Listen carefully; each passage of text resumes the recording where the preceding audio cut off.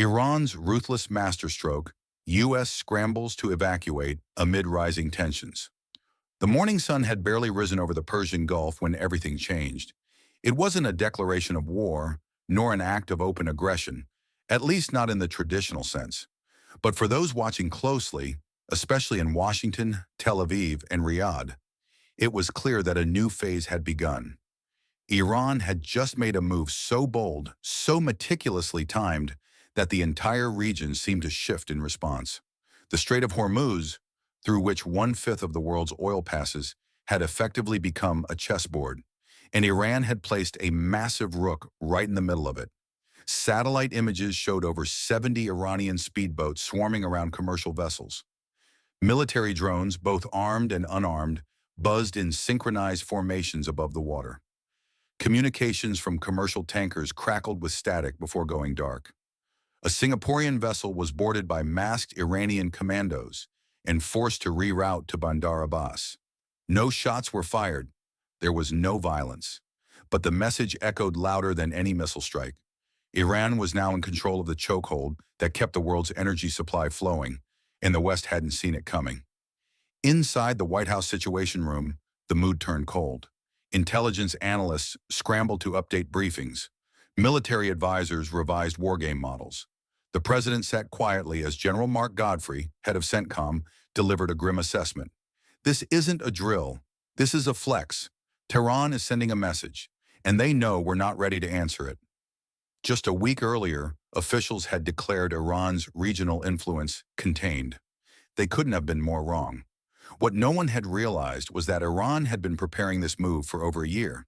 The collapse of nuclear negotiations had given the regime justification to ramp up military production.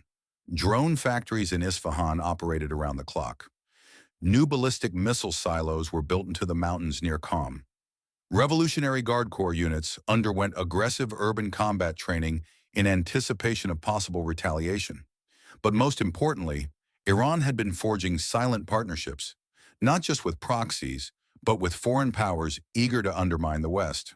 As Iran executed its power play, Hezbollah in Lebanon raised its alert level to full combat readiness.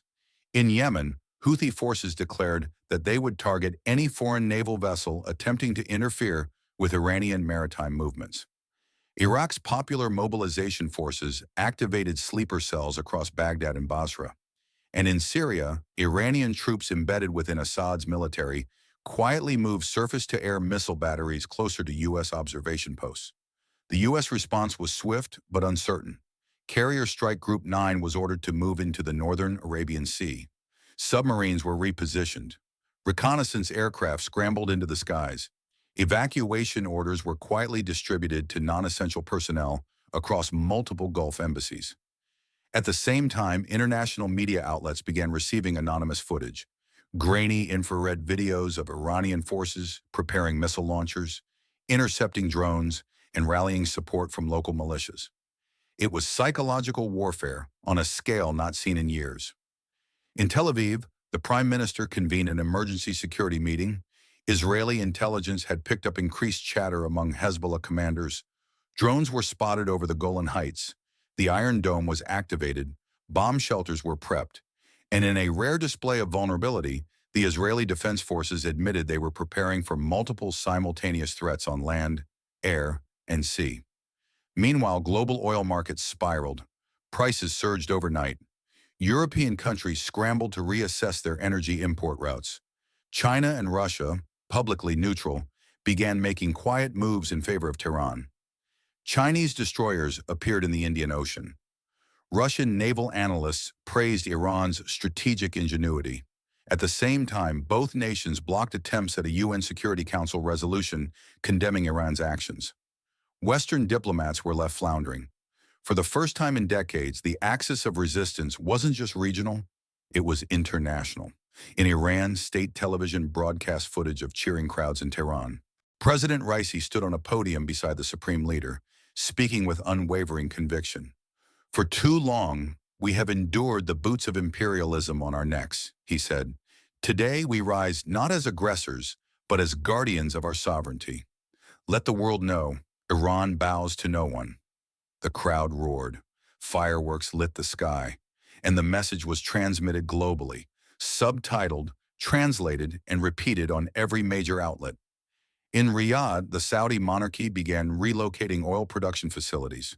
Emergency bunkers were activated beneath royal palaces.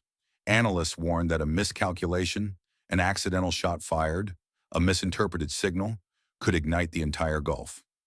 The U.S. faced mounting pressure from allies. Some called for immediate military retaliation. Others, burned by past wars, urged diplomacy. But time was slipping away. Inside a classified Pentagon meeting, new intel suggested that Iran was preparing a satellite-guided drone assault on U.S. bases in Qatar and the UAE. Cyber units were placed on high alert. The NSA detected unusual traffic spikes in Iranian digital infrastructure, possible signs of a coordinated cyber offensive. Civilian contractors at Al Udeid Air Base were ordered to stand down. Families of American soldiers began receiving emergency contact instructions. And yet, despite the clear signs, there was hesitation. The ghost of Iraq loomed large. Nobody wanted to be the one to light the match.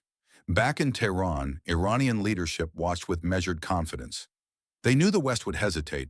They were counting on it. Because this wasn't about immediate war. It was about leverage. It was about resetting the balance of power. Every Western hesitation, every diplomatic stall, was proof that Iran's gamble had worked. And it was only just beginning. From Caracas to Moscow, from Beijing to Damascus, leaders praised Tehran's courage. Underground forums across the Middle East exploded with nationalist fervor. In the West Bank, new rallies erupted. In Baghdad, protesters clashed with security forces outside the American embassy. Even Turkey issued a statement acknowledging Iran's right to defend regional sovereignty. In just 72 hours, the balance of perception had shifted. Iran was no longer the rogue state. It was becoming, in the eyes of many, the standard bearer of resistance. And in the shadows, darker plans stirred. Iranian sleeper cells embedded in Western cities were given coded signals. Offshore bank transactions hinted at coordinated economic disruption. Cybersecurity firms reported increased traffic from Tehran-based hacking groups. Social media was flooded with coordinated misinformation campaigns, sowing panic and confusion. Iran's war wasn't just military. It was psychological, digital, economic, ideological. Washington's options narrowed. Limited strikes risked a full-blown war. Doing nothing would signal weakness.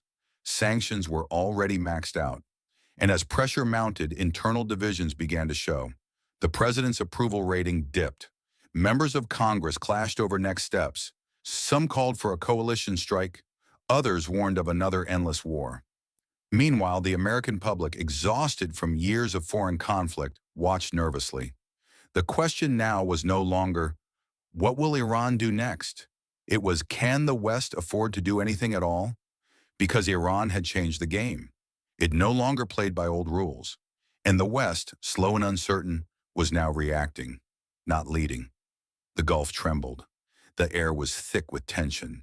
And the world braced for the next move in a conflict that had already begun, quietly, strategically, and without a single declaration of war.